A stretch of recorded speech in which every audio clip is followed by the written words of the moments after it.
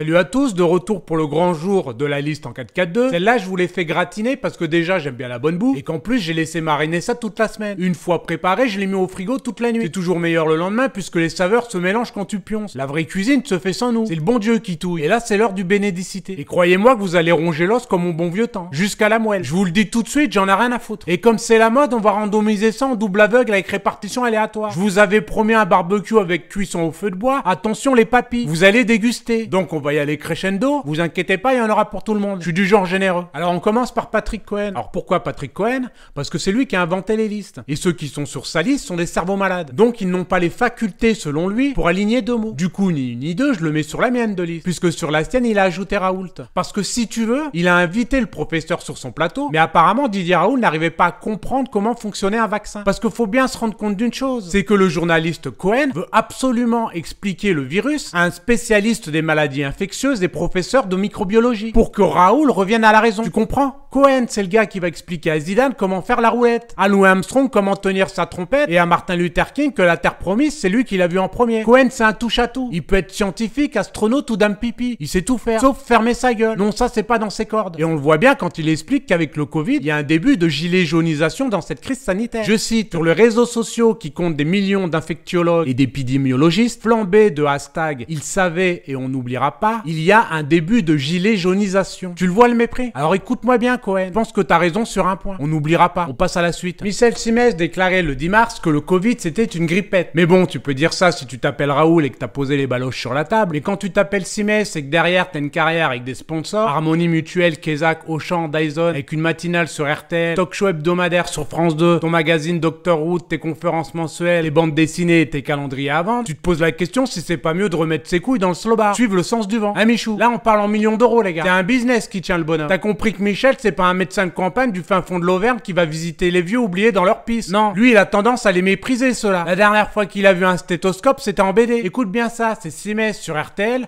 le 24 mars. J'ai lu avec effroi que certains médecins, notamment des généralistes, envoyaient des mails à des médias pour leur expliquer qu'ils avaient trouvé le remède miracle contre le Covid-19. Mais que, comme d'habitude, personne ne les écoutait parce qu'ils n'étaient pas professeurs ou qu'ils n'avaient pas les réseaux pour être pris au sérieux. Et il va conclure avec cette phrase: argument classique du petit médecin contre la faculté. Tu la sens la hiérarchisation du petit médecin qui doit fermer sa gueule? Et dire que Michel Simès est plus connu que le médecin André Gernez. Tu te dis que le monde est mal foutu. Mais croyez-moi que ça va changer cette histoire. Il y aura un avant-pandémie et un après-pandémie. Il va finir tout seul confiné dans ses conférences à lire ses BD à la con. Petite info au passage, à savoir qu'une plainte a été déposée contre Michel Simès pour ses propos diffusés sur France 5, lors de l'émission du magazine de la santé. Michel, il était pas content de l'annulation de la radiation du professeur Henri Joyeux, mais aussi contre ses amis du conseil départemental de l'ordre des médecins de l'Hérault, qui ont soutenu ce dernier, soi-disant que le professeur Joyeux serait un anti-vaccin, alors que pas du tout. D'ailleurs, ce serait bien d'avoir un débat un peu plus serein sur ce truc. Mais bon, c'est une autre histoire. Bref, faut comprendre que Michel, il a sa liste aussi. Et comme Cohen, quand ça leur plaît pas, ça griffonne au stylo bic. C'est pour ça que je me permets de faire la mienne de liste. Allez-y, faites des listes, hein. Apparemment, c'est la mode en ce moment, donc faut se lâcher les gars. On est en confinement, on a rien d'autre à foutre. Professeur Gilbert Doré, anti-Raoult primaire, sur LCI le 24 mars 2020, dit clairement que l'hydroxychloroquine n'est pas recommandée par l'OMS. Ouais, bah l'OMS, on se rappelle de ses talents avec la grippe aviaire et de ses liens avec les plus gros lobbies pharmaceutiques du monde. Mais bon, ça on en reparlera dans une prochaine vidéo. Donc Gilbert Doré dit qu'il ne faut absolument pas prendre de l'hydroxychloroquine et de l'azithromycine, et ajoute que non, on n'abandonnera pas les malades, il faut juste attendre les résultats des études qui vont arriver. Alors je sais pas d'où arrivent ces résultats, mais ça fait des mois que les gens crèvent, et on va dire aux familles qu'il faut attendre. Imagine, t'as ton daron à l'hosto et que t'as un mec comme Gilbert qui vient vers toi et qui te dit qu'on peut rien faire et qu'il faut attendre les résultats de Discovery. Sauf que le padré dans 5 jours c'est plié, il finit les 4 pattes en l'air. Perso, moi diplomatiquement j'aurais du mal, mais si ma mère elle est dans le coin, je te promets qu'elle va te le faire courir, et je peux t'assurer qu'il va en trouver de l'hydroxychloroquine. Je sais pas vous, mais moi ma daronne énervée c'est un moine Shaolin, et en face ce qu'elle voit elle c'est un bout de bois. Coup de la trotatif, y a plus personne. Terminer les câlins, la petite chansonnette et le goûter, dans l'adversité elle se transforme. C'est flippant. Non mais quand tu les entends les scientifiques, t'as l'impression que quand t'arrives chez le docteur Raoult, il te met un entonnoir dans la tronche et il te gave d'hydroxychloroquine et d'azithromycine. Non mais détendez-vous les gars. Je vous rappelle que lui il bosse avec toute son équipe quand vous courez les plateaux TV. Va falloir redescendre un peu les gars. Faut vraiment en rabattre là. Et cerise sur le gâteau, vous pouvez constater que Gilbert Doré ressemble plus à un panneau publicitaire en blouse blanche qu'autre chose, puisqu'il bosse pour plusieurs entreprises de Big Pharma, dont certaines qui fabriquent les antiviraux qui sont aujourd'hui étudiés pour soigner le Covid-19. Vous comprenez? Regardez, je n'inventes pas. En veux-tu, en voilà. C'est cadeau, c'est la maison qui offre. On passe à la suite. Marcel Ichou, médecin généraliste installé à proximité des Champs-Élysées, people bobo de la bande à Michel Simès. Chroniqueur sur Europe 1 et France 2, encore un qui a perdu les clés de son cabinet. Dira chez son pote Hanouna, le professeur Raoult c'est un charlot, on ne peut pas faire de la lessive comme ça. Fin de citation. Dire que Raoult est un charlot, alors qu'il passe toutes ses journées à tester, traiter et guérir ses malades à Marseille avec toute son équipe, et voir le Ichou qui passe son temps sur les plateaux TV le traiter de charlot, c'est une inversion accusatoire. Ichou qui s'en prend à Raoult, c'est comme un U12 qui se mesure à Ronaldo. Redescends Ichou, tu vas te casser la gueule là. Non mais moi je me pose la question, qui sont ces gens? Qui les invite? Et pourquoi? Ce serait intéressant de savoir quoi. C'est quoi cette légitimité de Ichou à juger le professeur de charlot? Un charlot qui a proposé l'hydroxychloroquine et dont la Chine, les Pays-Bas, le Maroc, la Belgique, l'Italie, la Corée, l'Inde, le Congo, etc.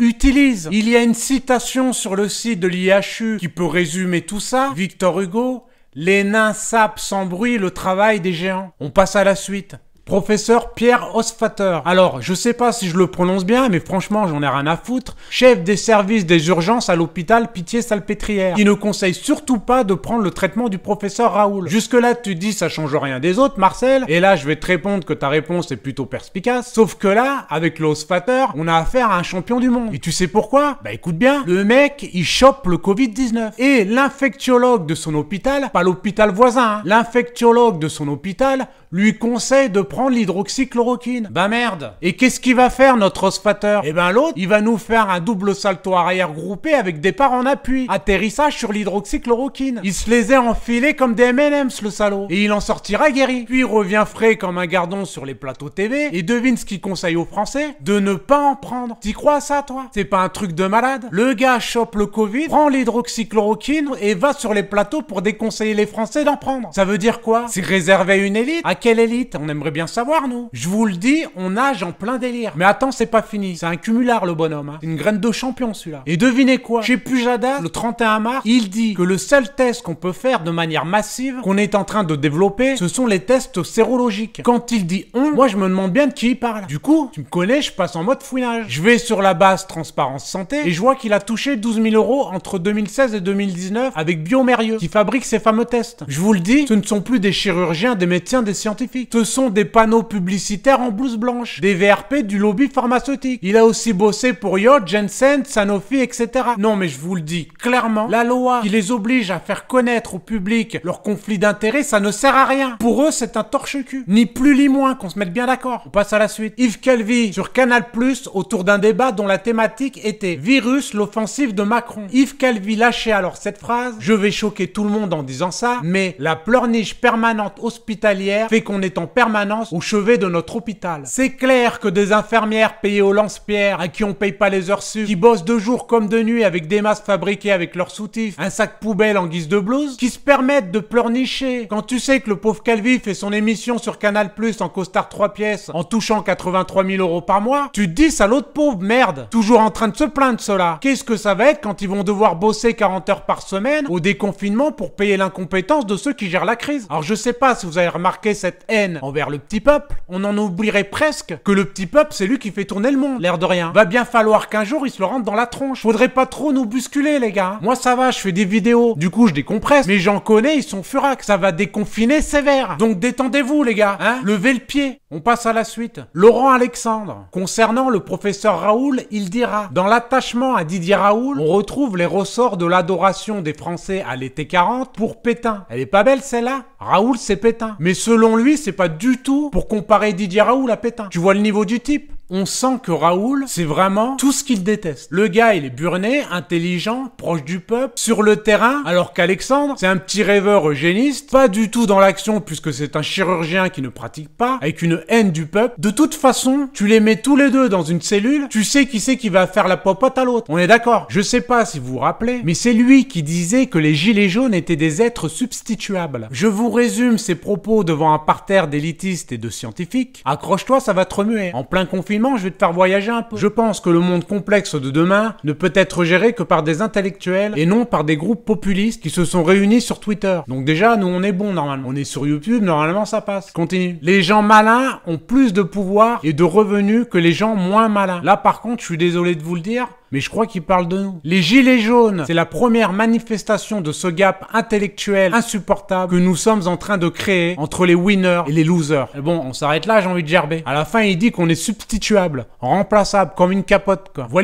Ça, c'est sa vision. Face à son public, le Alex, tu peux pas le reprendre, hein. Il est en mode avion, le garçon. Bon, là, il fait le malin parce qu'il est encore sur la vague. Il pète un peu dans la soie depuis qu'il a vendu Doctissimo pour des millions d'euros. Ça lui monte un peu trop à la tête. Mais dans la révolte des nations, c'est lui qui serait inutile, même pas remplaçable. Il aura la fonction qu'il a déjà sur les plateaux TV. Il sera inutile, mais avec l'avantage de ne plus être nuisible, puisque c'est ça sa réelle fonction. À savoir qu'à l'origine, il est chirurgien urologue. Mais quand on n'est pas burné et qu'on est spécialiste au niveau de l'urètre, en voir tous les jours, ça devient pesant, j'imagine. Bon, il me reste encore un petit lot de panneaux publicitaires pour les lobbies pharmaceutiques. Jean-Philippe Spano, chef du service d'oncologie médicale de l'hôpital de la Pitié-Salpêtrière et expert au sein du CAR. Depuis 2012, les laboratoires ont dépensé 325 000 € pour lui. Je peux te dire que sa piscine, elle est olympique et qu'elle fait des vagues. Il a fait le plein, le Spano. Yazdan Yazdapana. Lui, j'ai failli pas le mettre juste à cause de son nom. Très malin, celui-là. Membre du CAR, mais aussi du conseil scientifique. En tout, depuis 2012, les laboratoires ont dépensé pour lui 134 000 €. T'as bien compris qu'il s'habille pas chez Tati, le Yazdan. Et que tu le croiseras pas chez Netto. Dominique Valeyre. Les laboratoires ont dépensé pour lui 120 000 € en 8 ans. Ça brasse, ça brasse. Et là, je vous donne ce que je connais, hein. Pas ce que je connais pas. Tout ça est consultable sur Transparence Santé. Ou Eurocorps Fordoc. On pourrait continuer comme ça des heures, hein. Et je vous le dis franchement, tu tires une ficelle, t'as l'impression que ça s'arrête plus. Moi, j'ai arrêté, sinon ça se termine en documentaire de 52 minutes. Bon, on aurait pu aussi parler de Daniel Cohn-Bendit qui demande à Didier Raoult de fermer sa gueule. C'est la meilleure, celle-là. Non mais Dani, c'est nous qui te demandons d'arrêter de la ramener en pseudo 68 art de mes deux. C'est fini, ça. T'as rien d'autre à foutre, t'as pas une crèche à visiter ou du babysitting à faire. On aurait pu aussi parler de Finkielkraut, qui dira que Raoult l'énerve. L'autre, ça fait 15 ans qu'il nous les brise. Non mais Finky, faut y aller là. T'as eu ta petite épée de l'Académie française, c'est bon. Va faire joujou avec, mais lâche-nous. C'est déjà sympa qu'il te l'ait donné l'épée. Quand on sait que pour toi, la France mérite ta haine. C'est bon. Entre l'autre qui se fait gratter la braguette par une gamine de 5 ans et Finky qui pense que la France mérite sa haine, tu te demandes qu'est-ce qu'ils foutent encore sur les plateaux TV. Comment tous ces gens qui nous insultent, nous méprisent, nous haïssent, foutent sur les chaînes TV? Est-ce qu'ils pensent qu'on va rester là, rien dire, à encaisser comme des cons de gilets jaunes, substituables, losers, pleurnichards, ignorants, fans de Pétain? Est-ce qu'ils pensent qu'on peut impuniment insulter les Français comme ça? Non. Alors oui, on croit plus à vos mensonges. On peut plus vous blairer. Vous et tous les médias, les pseudo-médecins à la solde des lobbies. Vous nous faites chier. Vous comprenez ça? Je vais conclure sur ça. Que contrairement aux médecins qui se pavanent sur les plateaux TV sponsorisés par les lobbies, Raoult respecte son serment d'Hippocrate. Comme tous les médecins qui le suivent d'ailleurs. Il tente de trouver une solution quand vous n'en avez pas. Si ce n'est un probable vaccin dans un an et demi. Et une étude bidon qui met autant de temps à venir que les augmentations. Lui, il teste toute la population marseillaise quand le gouvernement n'est pas capable de le faire pour la France. On peut dire qu'à ce niveau-là, oui, il est proche du peuple. Quand vous le regardez de haut et lui crachez à la gueule. Il cherche des solutions et passe à l'action. Comme on le fait en temps de guerre. C'est pas de cela dont il était question de la guerre. Et quand tout ça, ce sera fini, on pourra dire qu'il y en a un qui aura essayé de sauver des vies. Malgré les menaces, les dénonciations de fake news, les mensonges, les insultes, il y en a un qui a risqué sa carrière. Et vous savez pourquoi? Parce que lui, il a des couilles de faire son métier de façon respectable. Pas vous. Et ça, on s'en souviendra. Je vous le garantis. Bon les amis, on va se quitter. Comme vous allez le voir sous la vidéo, j'ai ouvert un compte Tipeee. Donc si vous voulez me soutenir, il y a des projets à foison. Et je dois avouer que faire chier mon monde, ça me plaît bien cette histoire. Donc si vous voulez faire un petit bout de chemin avec moi, allons les faire chier en 4-4-2. Je vous laisse à vos occupations. Tenez bon. Et surtout, si tu regardes cette vidéo, j'espère qu'elle aura fait ta journée. Allez, à ciao les gars.